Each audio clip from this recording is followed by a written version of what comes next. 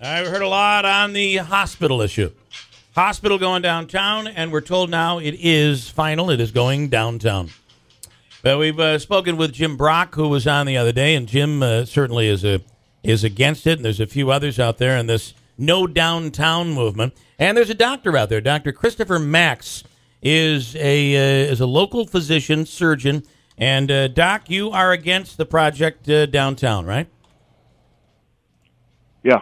Yep. Okay. Yeah, so why are you against it downtown? What's the problem for you? Well, the only I think we definitely need a hospital, and if they put restrictions on it, that's the only place it can go. It's got to go there. I just think that the process could have been dealt with by further, exploring the options, looking, questioning the people in the area. Are people going to donate once it's put downtown? Is it going to be in a bad place because of its proximity to the auditorium, courthouse, police department? I'd rather see that the Varick Street expansion go along that corridor and put in some new businesses and places so you can go strolling up and down that corridor. And right now we have an excellent facility we wouldn't have to pay for out near Faxon St. Luke's. There's rumors that they're going to put a new baseball field in the harbor in the future, and that Murnane would revitalize South Utica. I think these options could have been looked into, and I think we should probably done a community-wide evaluation to see what the people thought. Yeah. Now we might not have any option. I think that's the problem. I think the governor said my way or the highway sort of thing. And, we don't know. We don't know that for sure. And I got to tell you, that's been my belief of what is going on here. I think that it's like anything else. You want this money? Well, I see this as transforming downtown. This is how it's going to be used, or you don't get the money. I don't want to put words in anybody's mouth, but that's kind of how I see it. I'm with you on that one. Yeah. And I've trained in a bunch of big cities, and the hospital doesn't really bring much to the surrounding. There's not new business. If everybody thinks this is going to be a huge, everything's going to grow up around the hospital. I've been in Boston, New York, Baltimore. There really isn't anything huge around a hospital. And some of the most successful hospitals that I've seen are ones that are near a college campus. Like Stanford, the Stanford Medical Center borders Stanford University. A lot of colleges are like that. And, I'm not, I think I would have definitely had an urban planner involved. Some of the other things I'm worried about is what are they going to dig up when they dig in that area? Is it the old canal? I mean, the canal's maybe a couple streets over from that, but is that going to be anything?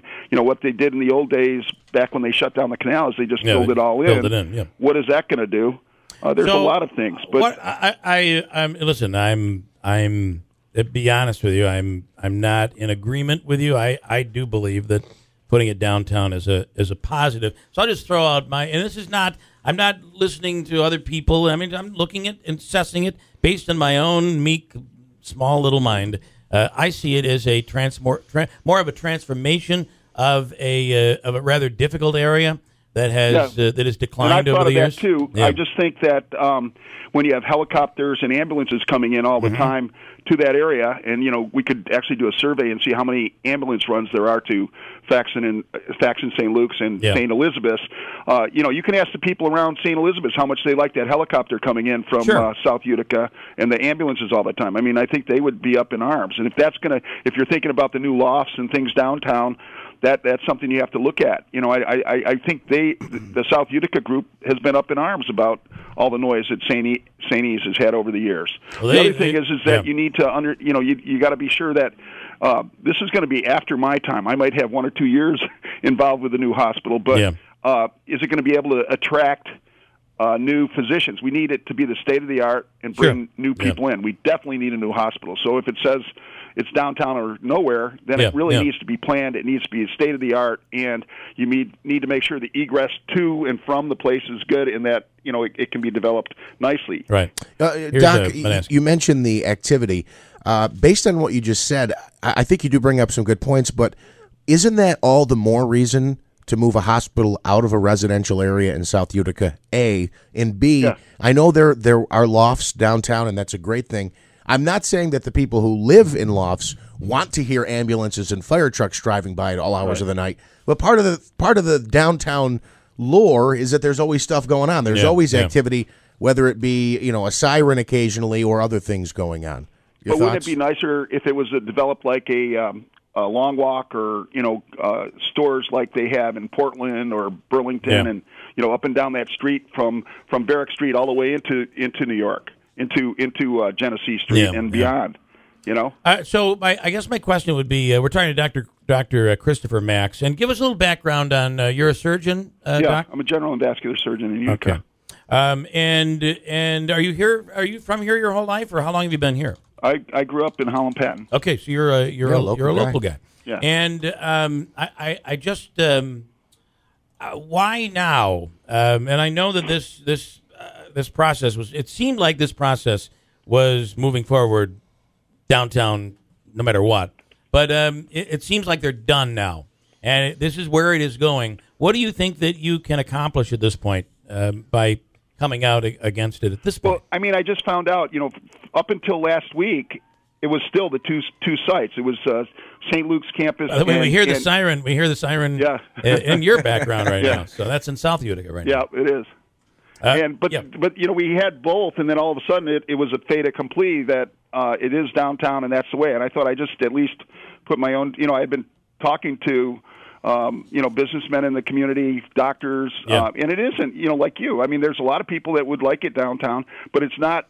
As far as the physicians, I would say that at greater than 80%, and this is, an unofficial, tabulation, would rather have it, at the St. Luke's campus. Right, and I mean, Utica College is making great strides. We're looking at getting an affiliation with a medical school. All these things would benefit if you put it there. I don't know what the traffic situation is going to be once the arterial is completed or whatever. I think that's part of it, and I think we're the next step is the architect's going to have to really design. And I think you may see the police station move. We're hearing some rumblings about that the police station won't be there when this is all said and done. Yeah.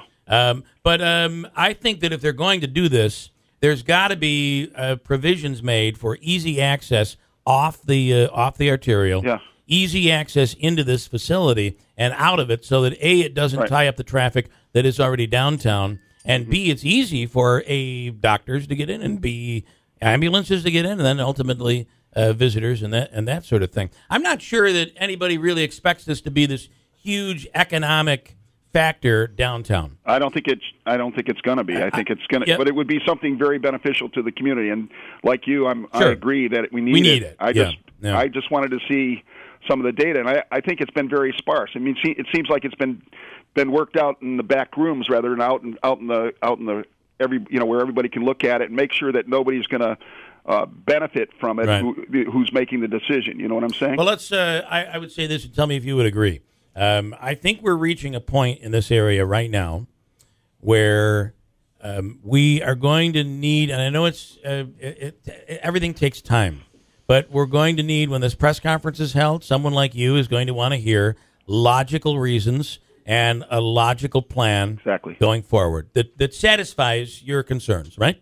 And the other thing is, when it comes to all the things that are happening, whether it's nano and all this, we're the inmates are beginning to get a little antsy, and I think that we are going to we're really ripe and ready for something tangible to be able to say, wow, look at this, it is happening. All of this really is happening. Yeah. And this is a part of that. Well, you mentioned inmates. It'll be nice to have some economy that isn't just schools and criminal, Right. It'd be good to go forward, and I'm excited about it.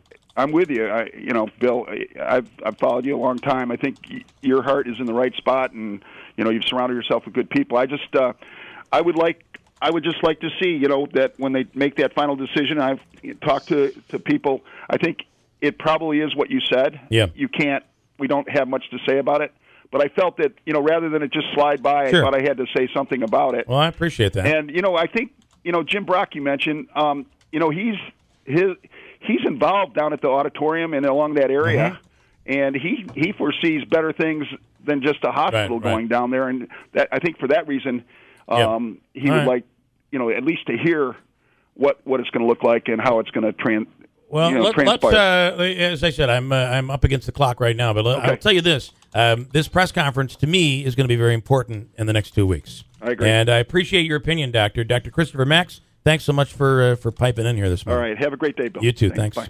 It is 7:59. Coming up, we're going to talk to Brianna Kiesel of the WNBA. Pretty exciting. She was in town yesterday. And maybe you want to talk more about the hospital. Coming up. WIBX Utica Rome. It's 8 o'clock.